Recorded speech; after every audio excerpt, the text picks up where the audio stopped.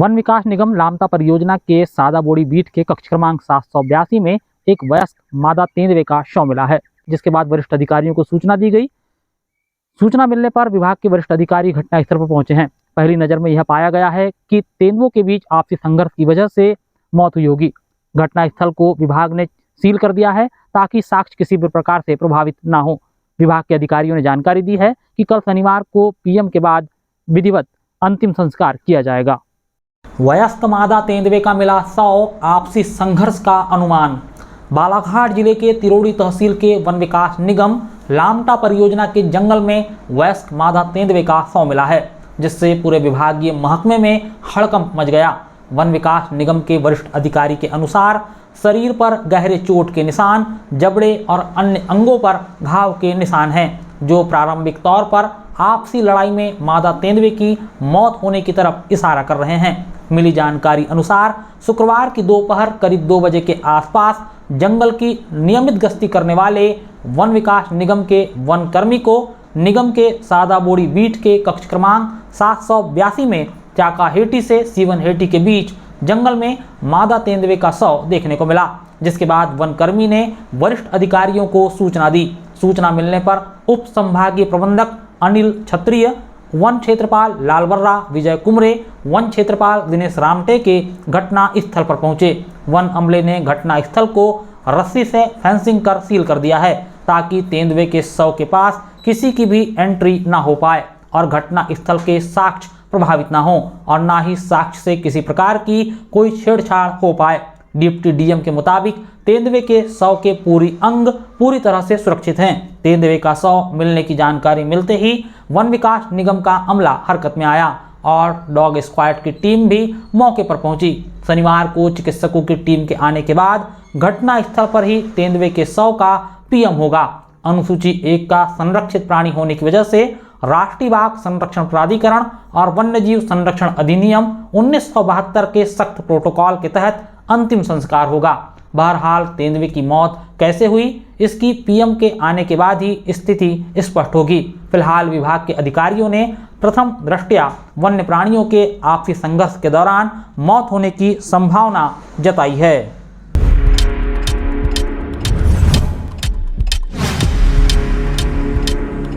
ठेकेदार की लापरवाही से पाइपलाइन क्षतिग्रस्त, अस्पताल कॉलोनी में टैंकर से हो रहा पानी की सप्लाई।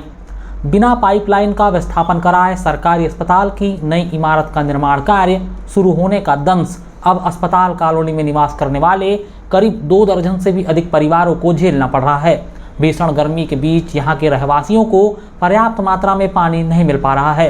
बीते 2 दिनों से स्थानीय रहवासी पानी की समस्या से जूझ रहे हैं।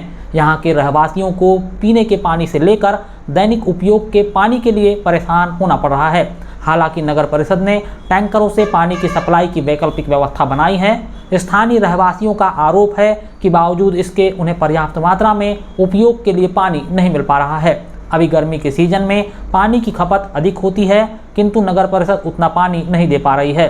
दरअसल अस्पताल कॉलोनी में यह समस्या अस्पताल की इमारत का निर्माण करने वाले ठेकेदार और नगर परिषद की घोर लापरवाही की वजह से निर्मित हुई। अस्पताल कॉलोनी की पाइपलाइन का विस्थापन किए बिना ही ठेकेदार ने अस्पताल की नई इमारत का निर्माण कार्य शुरू कर दिया। बुधवार की सुबह जैसे ही एक कॉलम की खुदाई के लिए जेसीबी से गड्ढा खोदा गया, पाइपलाइन क्षतिग्रस्त हो गई और तब से रहवासियों को पानी नहीं मिल पा रहा है। बताया जा रहा है कि अब जब तक अस्पताल की नई इमारत का निर्माण नहीं होता, तब तक नगर परिषद अस्पताल कॉलोनी में टैंकरों से ही पानी की सप्लाई करेगी।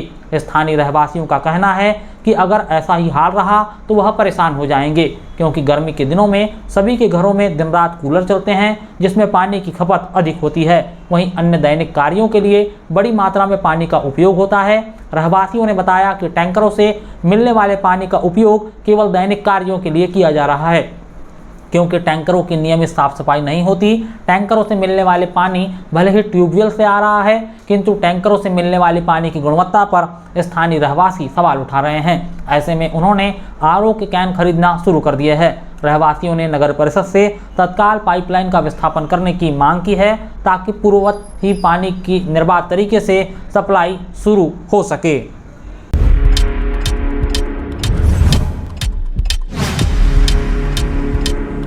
महान त्यागी बाबा जूमदेव जी की जन्म जयंती पर हुआ सरकारी अस्पताल और पोषण पुनर्वास केंद्र में फल वितरण।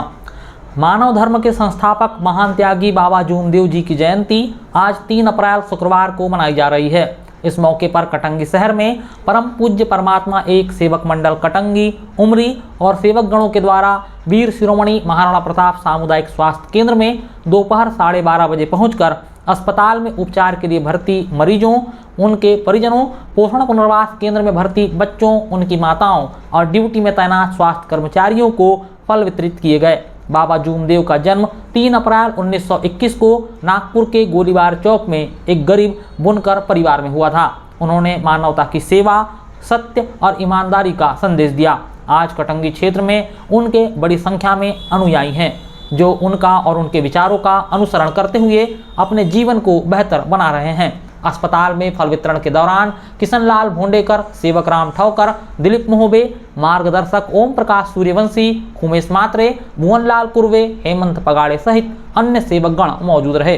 किशनलाल भोंडेकर ने बताया कि बाबा जूमदेव जी ने सत्य, ईमानदारी, परमार्थ, त्याग और समाज सेवा के गुणों के साथ एक सामान्य गृहस्थ होकर भी अपना जीवन असामान्य और प्रेरणादायी बनाया। आज देश भर में उनके करोड़ों अनुयायी हैं जो उनका अनुसरण कर रहे हैं।